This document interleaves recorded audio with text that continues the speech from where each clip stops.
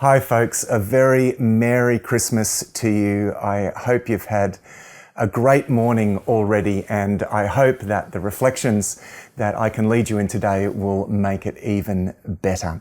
Christmas is a wonderful time to celebrate with family, but most of all, it's a time to celebrate being the family of God and celebrating the fact that God came to us in Jesus Christ, born as a baby in Bethlehem, and we celebrate that wonderful act of God, of condescension, of coming to us. Thank God that He comes to us. That is the wonderful message of Christmas. We couldn't get to God, as it were. There was a gulf between us, but God in Jesus Christ bridged that gulf for us. And that is always the case. There's always good news in the Christmas message. So I encourage you today on this Christmas day, as you open your gifts, and I hope you get lots of wonderful presents today, that you are reminded with every gift of the gift of Jesus that God has given to us on Christmas Day, and that as you spend time with family, that you are reminded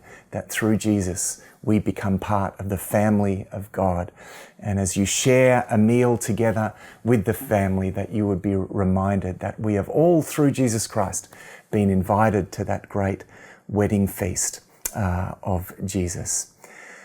Today, I would like to lead you in a reflection using some very famous paintings. You might be familiar with the nativity scene. You should have seen it somewhere, I hope, around you. It used to be a little more common to depict the nativity scene, but no doubt you've seen nativity scenes around. And there's a very famous painting of a nativity scene by the artist Giotto. And this nativity scene is something that I want to speak a little bit about today. It's a depiction of Mary and the baby Jesus in the stable with the shepherds. And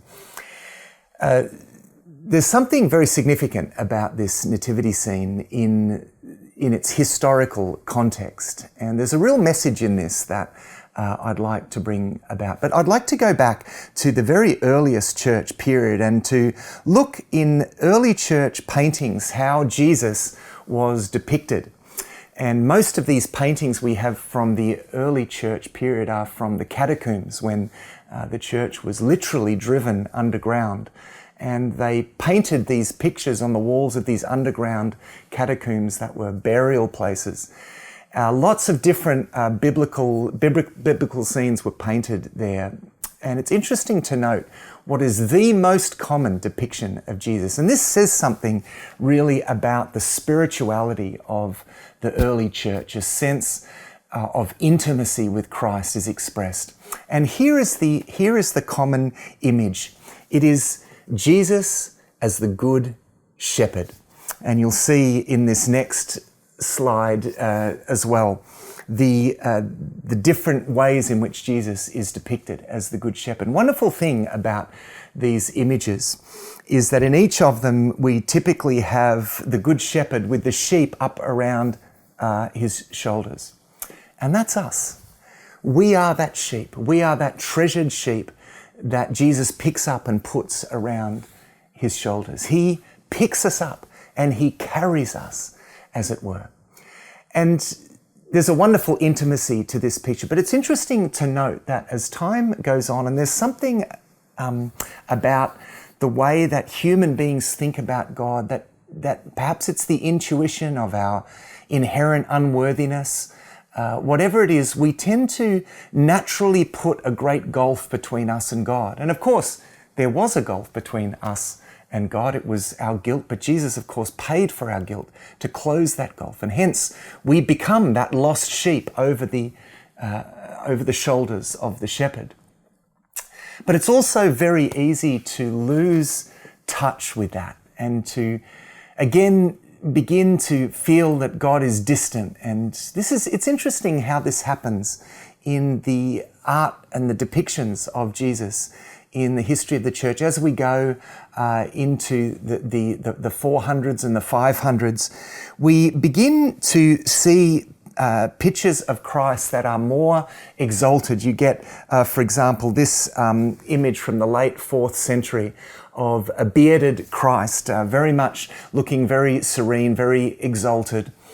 And of course, that is true. Christ has been exalted and he's seated at the right hand of God the Father. And so there's nothing wrong with that depiction of Christ. And we see it here again in this image here. This is a fresco painted around probably in the 5th century sometime.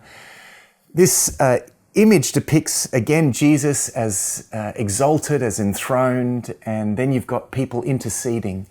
And you start getting these images then. This becomes the most common image of Christ, the exalted Christ. Now, of course, it's very true. Jesus is exalted. But there seems to be a sense of distance here, and you sense that in the art, particularly with the placement of these images of Christ. Here's another one from the 6th century, so we're into the 500s AD, and these are the times where you've got Christian emperors, and so, you know, with the grandeur of the empire is depicted, the grandeur of Christ kind of goes along with that, and so they very much focused on the grandeur of Christ, not the humility of Christ, but the grandeur of Christ. And so over time, as they would build these churches like this that had a lot of artwork all over it, biblical scenes, but there was always, right at the top of the dome, way up there at the top of the dome, was this depiction of Jesus. Christ Pantocrator was called, Christ the ruler. And he was way up there in the dome. And so you sense this distance, and around below that, around the dome and then around the walls, you would get these serious, almost intercessors, actually people who are interceding with Christ for us, as if other intercessors were needed between us and God. Of course, we know from Scripture that there is one intercessor between us and God, and that is Christ alone. But there is this emerging distance between us and Jesus, and so the Christians were leaning towards other intercessors, like, you know, John the Baptist and Mary and others who were seen to be people that we could ask to intercede for us. Even though they're in heaven, we would, you know, that Christians would ask them to intercede before Jesus. Again, as though we needed another intercessor. And so while there's something very beautiful about these paintings, and there's another one from Kora Church in Istanbul, right at the top of the dome, and beautifully depicted, is Christ Pantocrator, way up there in the dome. But again, you sense the distance. And so this is the feel that you get in depictions of Christ right through the Middle Ages, up until the 1200s. And then something very revolutionary happens in the 1200s. So you've got this very distant Christ with all of these intercessors, this chasm, as it were, between us and Christ. When all along, the whole significance of Christ is that he came to us, that he became nothing, as it were. He became like a servant and came to us and to our level and embraced us. And that seems to have gotten lost a little in the Middle Ages. But the revolutionary thing that happened, and it really comes in the form of a person. And this person is Francis of Assisi. Now, Francis of Assisi was the son of a wealthy merchant, and this is at a time when there was something of an industrial revolution in the late Middle Ages, the late 1100s, early 1200s. And this son of a wealthy merchant, he has this spiritual awakening, and he decides that he's going to give up all of his wealth. He reads in the New Testament about Jesus and the rich young man, and he wants to follow Jesus. So he gives up all of his wealth, and he felt called by God to do that.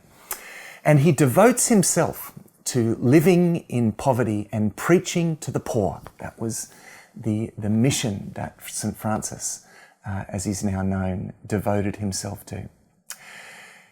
As St. Francis went around preaching to the poor, they say that he changed the way that people thought about Jesus. This is an amazing fact.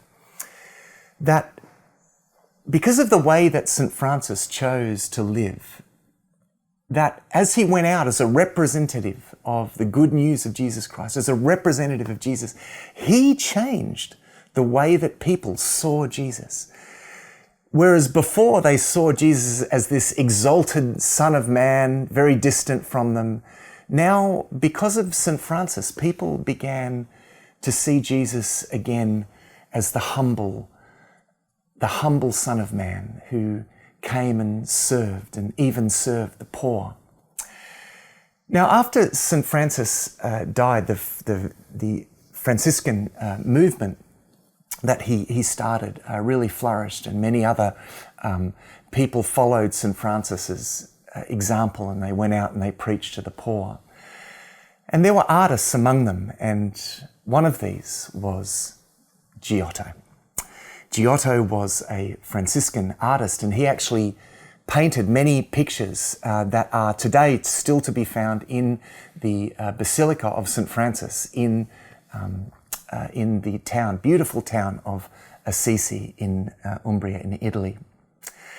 And Giotto painted scenes from the life of St. Francis.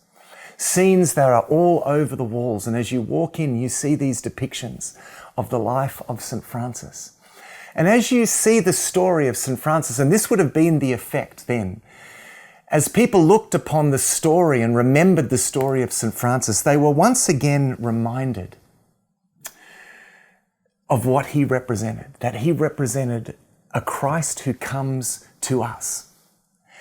And very significantly, going back to what I said about the nativity scene, it was actually St. Francis who instituted this tradition of depicting the nativity scene. And these images of the nativity scene painted by Giotto are, by comparison with images of Christ exalted and surrounded by saints and up in glory, and there is something, as I said, very revolutionary about these images.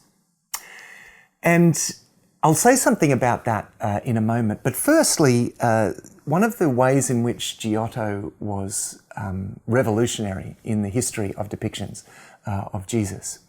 And before him, actually, his teacher, a guy called Cimabue, they were the first to depict Jesus visibly suffering on the cross. There had been depictions of Jesus on the cross before, but there's a sense of serenity to that, and there certainly aren't really any senses of the suffering of Christ. But images like this, and you see here an image painted by Giotto's teacher, a Franciscan teacher, Cimabue. This is actually a very famous and revolutionary image. And it's revolutionary because here we have the first depiction of Jesus visibly in pain, visibly suffering on the cross. And you can see the progression here as we look at Cimabue's painting from 1287, and then we see Giotto's painting from 1290 here. You can see in Giotto's painting that there is a fleshliness, an earthliness about this Christ, that here is a suffering Christ, here is a Christ humbled, come to us. And so it was also then Giotto really who becomes the first person to depict the traditional nativity scene, of course following the example of St. Francis, who set up, the physical nativity scenes that he was the first to set up that tradition. But the person who first painted these nativity scenes in the form that they were painted, here there'd been some depiction of this before, but not the way that Giotto painted them. And we see this here. Here is one nativity scene by Giotto. And then coming back to the one that I started with here. Well, the revolutionary thing about this nativity scene is that Jesus isn't so much surrounded by saints and a great hierarchy of holy ones. No, he's a little baby and he's surrounded yes, by angels, but he's immediately surrounded by animals. He's in a barn. He's surrounded by shepherds. And of course, this is, in a sense, in the Middle Ages would have been seen as shocking, because even then, as in ancient times, shepherds were the lowest of all castes of people in the Middle Ages. And so to go from depicting Jesus exalted and in the presence of angels in heaven and with the saints around him and the apostles, to go from that to depicting Jesus in a barn with animals, with shepherds there, this is the Jesus that caught the imagination of the people in the time of St. Francis. And because of the way that Giotto depicted this really changed the way St. Francis and these painters after St. Francis, they changed the way that people thought about Jesus. That again, this is a Jesus who comes to poor people, spiritually poor people like us. We don't need to try and be good enough to reach him. No, he comes to us. Now, this is the good news. It's one of the most counterintuitive things, because we always tend to put a gulf between us and God. But Jesus came to bridge that gulf between us and God. And I know how readily we can think of God being so far from us. But I want you to be reminded this Christmas that Jesus is near, that he comes to you. He didn't just come to you once in history, that he comes to you. He comes to you constantly. Here I am, I stand at the door and knock, Jesus says. Here I am in Revelation chapter 3. Here I am and I stand at the door and knock. If anyone hears my voice and opens the door, I will come and commune with him. That is the promise of Jesus. So I encourage you again this Christmas, as I said before, as you're opening those gifts, be reminded of the gift of God in Jesus Christ, that God comes to us in Christ to reconcile us to himself, to reconcile poor people, spiritually poor people, and to lift us up so that we might be exalted with him. That is the gift of Christmas. Let's remember this Christmas. Have a very, very Merry Christmas. May you truly know the joy of Jesus Christ this Christmas. Bless you all.